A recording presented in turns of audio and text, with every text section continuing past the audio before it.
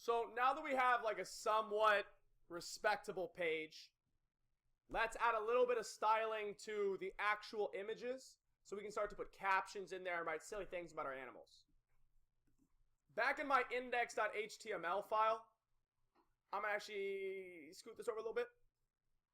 So if you want to apply the same style to a couple different divs, what should you use? What should you give them? What kind of attribute should you give them?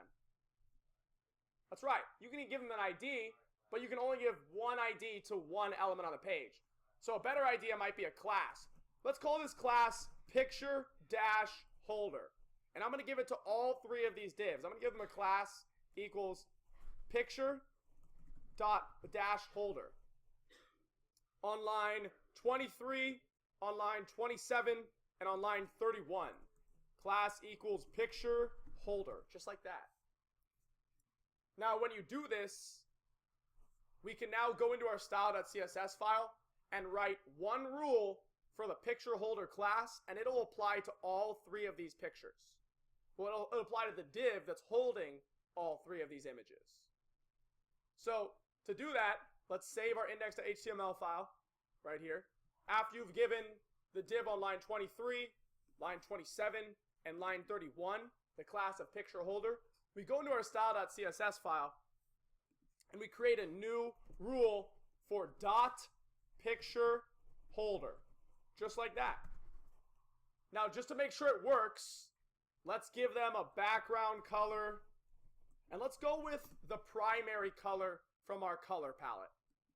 So right here, I'm going to go back to the materialpalette.com, and I'm going to click on the primary color. Click.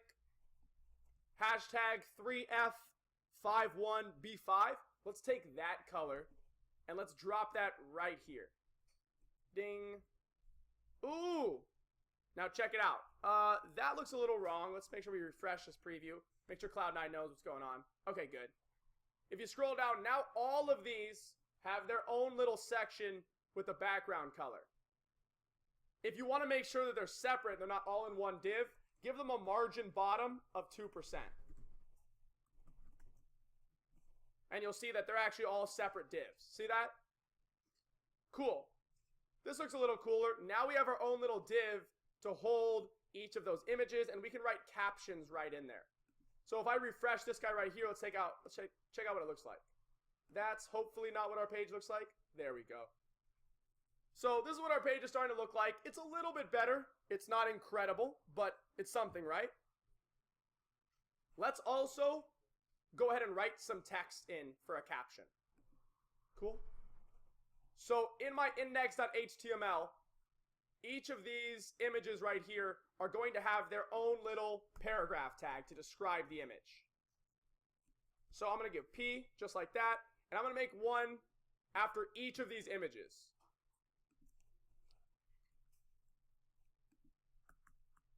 One there, and line 25, line 30, and now on line 35. I'm going to paste some paragraph text into each of these. Right now I'm just going to give it the title, or just an example of what each of these is. The first one is a hamster. The second one is an owl. And the third one is a shark. Now when I save this and refresh my preview, I should see hamster, owl, shark right there. Does everybody have that? Now my text, my paragraph text is black, which doesn't look very nice. Let's go ahead and make it white, entirely white. To do that, all you need to do is go into your style.css file, and we want to select the paragraphs inside the picture holder div. And this is a little CSS trick that it's super important to know how to do. When you have what's known as a child, the paragraph is a child of the div class parent holder. Now, if you remember parent and div, anything that's nested inside like this, inside of something else, is the child of that nest of the element that's holding them. So this div is the parent, this image is a child, and this p tag is a child.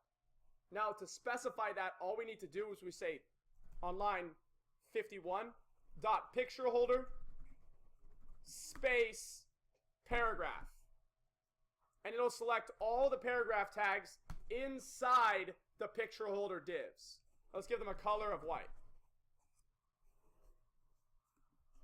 Ta-da! That's looking much better already. So I'm going to go ahead and stop and answer questions now because I just want to make sure you're clear on what I just did. So I'm feeling much better about this page already, but there's still some changes we should make. Now that we know we have the hamster here, the owl here, and the shark here, I don't think we need this list anymore. So I'm going to go back into our index.html, and I'm going to get rid of that ordered list. I'm just going to delete the whole thing, just like this. Gone. Cool. Now my page should look just like that. Okay. Also, I'm seeing here that I have my images, and then I have my text, but what if I want these divs holding the images to be next to each other, stacking left to right? And what if I want all of my text describing the image to the right of this little avatar image right here? How would I go about doing that? Well, that process involves a few changes, but we're going to learn about those in the next video. So I'm going to stop this video for now, and we'll talk about inline and block displays in the next video.